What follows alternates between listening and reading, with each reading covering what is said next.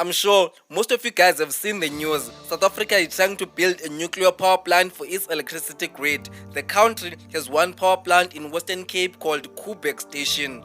Gwede Mantashe, who is the Minister of Mineral and Petroleum Resources, said South Africa cannot have a contract that says Russia or Iran must not bid for the tender.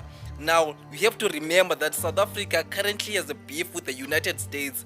On top of that, the United States doesn't like the fact that South Africa is strengthening ties with Russia and Iran, who are some of their biggest enemies and part of BRICS.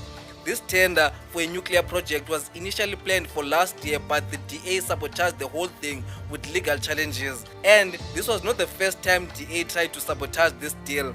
Back in 2014, Jacob Zuma secretly negotiated a deal with Russia to build a nuclear power plant. The goal was to add more electricity and minimize load shedding.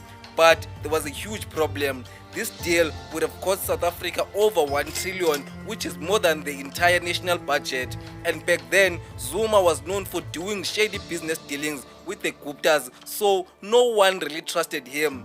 Fast forward to today, and South Africa still struggles with load shedding. There is no doubt that the Zuma deal with the Russians would have bankrupted the country. But then again, let's wait and see who wins the nuclear tender deal and how much they are going to build the country. One thing is for sure though, America is not gonna be happy if South Africa gives the tender to Russia, Iran or China, and they are most likely going to strike back with sanctions.